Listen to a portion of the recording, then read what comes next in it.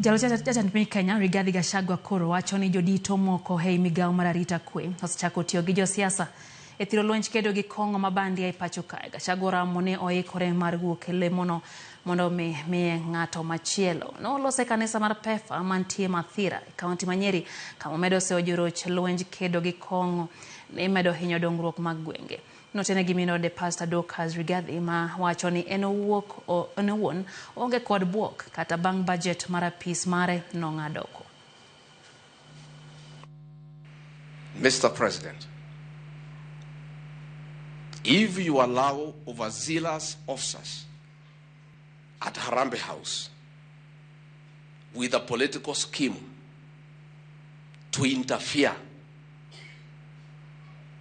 with this war against illicit rule, those people, those officers will set you up against the people.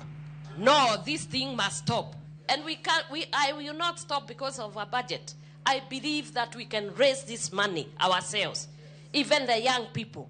I saw you raising money to be able to do what you needed to do. I would like you to raise money. And each one of you take one of your young people and change their minds. Let them start walking in the path that is righteous. You wanted us to be responsible and accountable.